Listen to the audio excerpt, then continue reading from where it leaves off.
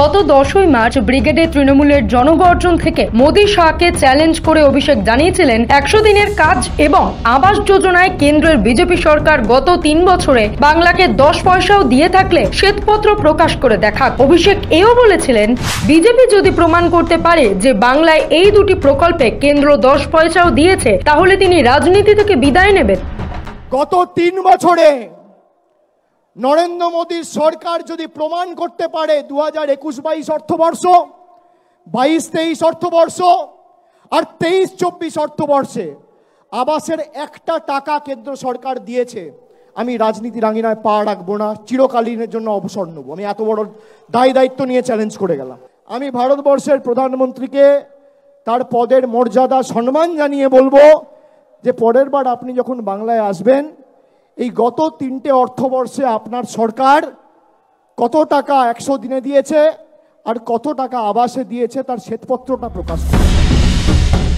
তবে অভিষেকের প্রশ্ন এড়িয়ে লোকসভা ভোটের মুখে শ্বেতপত্র.in নামে একটি পোর্টাল প্রকাশ করলো কেন্দ্র। সেখানে দেশের প্রতিটি লোকসভা কেন্দ্র ধরে কোন প্রকল্পে নরেন্দ্র মোদীর সরকার কত টাকা দিয়েছে তার বিস্তারিত তথ্য তুলে ধরেছে। এবার প্রশ্ন উঠছে, কেন অভিষেকের প্রশ্ন এড়িয়ে? কারণ খুব তাৎপর্যপূর্ণভাবে কেন্দ্রের প্রকাশিত শ্বেতপত্র.in পোর্টালে আবাস বা 100 দিনের কাজে বাংলার লোকসভা কেন্দ্রগুলিকে কত টাকা দেওয়া হয়েছে তার হিসেব নেই। ফলে ভোটের মুখে কেন্দ্রের প্রকাশিত এই পোর্টাল তৃণমূলকে বাড়তি অক্সিজেন যোগাবে বলেই মনে করছে রাজনৈতিক পর্যবেক্ষকরা। গত 10ই মার্চ অভিষেকের চ্যালেঞ্জের পর কেন্দ্রের পক্ষ থেকে একটি বিজ্ঞাপনে দাবি করা হয় বাংলার বিভিন্ন প্রকল্পে কত টাকা বরাদ্দ করা হয়েছে এবং রাজ্যের অনীহায় কোন কোন প্রকল্পের কাজ আটকে রয়েছে। গত 14ই মার্চ কেন্দ্রের ওই বিজ্ঞাপনকে চ্যালেঞ্জ করে টুইটে অভিষেক লেখেন, মিথ্যাচার করার জন্য কেন্দ্রের বিজেপি সরকার জনগণের টাকা নষ্ট করছে। আমি বিজেপি নেতৃত্বকে আমার সঙ্গে মুখোমুখি তর্কে বসার চ্যালেঞ্জ জানাচ্ছি। ওই দিন দুপুরে অভিষেকের নাম উল্লেখ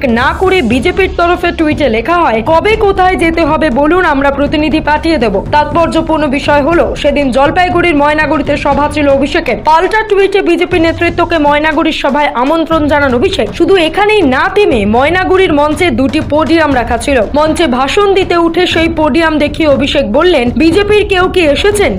বিজেপি অনেক বড় বড় ভাষণ দিচ্ছিল, বড় বড় খবরের কাগজে অ্যাড দিয়েছে বাংলাকে কত টাকা দিয়েছে। কেউ এসছে এখনো বিজেপি? কেউ এসছে বিজেপি? আমি সংবাদ মাধ্যমে জিজ্ঞেস করতে চাইছি, এসছে কেউ? আমি বক্তব্য থামিয়ে 2টো পোডিয়াম রেখেছি এই কারণে, একদিকে বিজেপির নেতা দাঁড়াবে, একদিকে আমি থাকবো। কি এসছে বিজেপির নেতা? অভিষেকের ওই সভায় বিজেপির কেউ না আসার পর থেকেই বারে বারে মোদি শাহের উদ্দেশ্যে চ্যালেঞ্জ ছুড়েছিলেন অভিষেক। অবশেষে কেন্দ্র শ্বেতপত্র প্রকাশ করেছে। তাতে নলবাহিত পানীয় জল, শৌচাগার নির্মাণ, প্রধানমন্ত্রী গ্রাম সড়ক যোজনার মতো প্রকল্পের কথা উল্লেখ থাকলেও আবাস বা 100 দিনের কাজের প্রসঙ্গে কোনো উল্লেখ নেই। ব্যুরো রিপোর্ট, সময়, কলকাতা।